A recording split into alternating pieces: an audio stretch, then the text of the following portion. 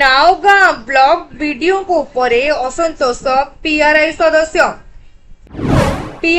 सदस्य ब्लॉक सम्मुख धारणा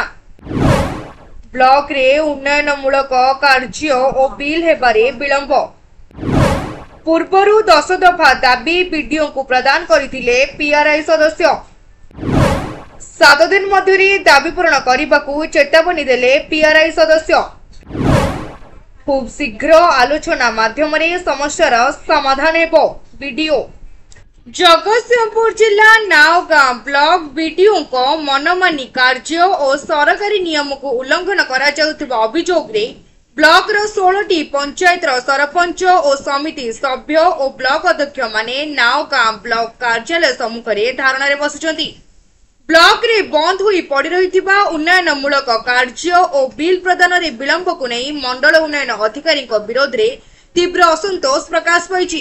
पूर्वरु 10 दफा दाबी नहीं वीडियो को दाबीपत्र प्रदान करथिले मध्य एहार समाधान होई पारि नथिला, जहाकु नहीं नावगां ब्लॉक कार्यालय सम्मुख रे पीआरआई मेंबर माने धारणा देबा सहित 7 दिन मध्य दाबी पूर्ण करने चेतावनी दैछंती। अपर पक्षरे वीडियो ताकर उपरिस्थ अधिकारी तथा जिला प्रशासन को जणाउथिबा बेले खूब शीघ्र समस्यार समाधान आलोचना माध्यम रे कराजिबो बोली वीडियो कहचंती। वीडियो जे आछंती से डरी करी किछि काम धंदा करू नांदी। आपन को आगुर गुटे प्रेस मीटिंग में जणाइथलु नावगां ब्लॉक रे 16 मास भितर माटी टोके भी पड़ीनी कोटी कोटी टंका मिनिमम 50 कोटी पाखापाखि टंका नावगां ब्लॉक रे पड़ी कि अछि। गोटे काम होनी वीडियो डरी करी पंचायत समिति मीटिंग आसु नांदी। तांकर भय किसी कम कले कुआड़े कहते कम हेले कोरापुट जीव कि मालकानगिरी से डर से किसी फाइल खोलना कम करना सी कौन शासक दल लोक धमक दौले कहते क्या ना कौन कहते कहते किसी आम कम हेनी फाइल खोला हेनी आम दाबी रखुचु नावगां ब्लॉक विकास किमिति हम आम उच्च स्तरीय जनईचु आमर मुख्य सचिव को जनईचु पीआर सेक्रेटरी जनईचु कलेक्टर पीडी समस्त को जनाई। मुख्य कथा है सरकार जो योजना करुँच साधारण लोकों पाखे सेवा पहुँचापी साधारण लोकों पाखे विकास पहुँचापी ये पर्यंत विकास कौन जोटी गोटे माटी टोके पड़ानी नावगां ब्लॉक रे जोटी काम हो पारुनी कि विकास चली जोटी प्रशासन प्रशासक उभय प्रति माने समन्वय चलवा कथा जोटी अध्यक्षा बिना दस्खत बिल पास होची जोटी अध्यक्षा बिना गोचर अर्थरे बिना न जनईकरी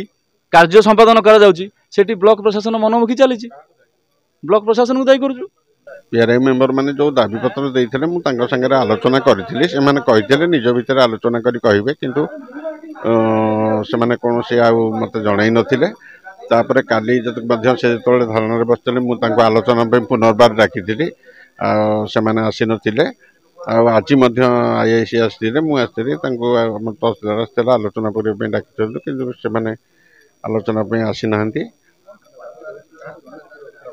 आमर उपरिस्थ अधिकारी से धरना बस आम जनईचु दाबी विषय तो आलोचना करा कौन ग्रहण करेंगे न करेंगे। रीता साहू को रिपोर्ट तीर्थक्षेत्र लाइव।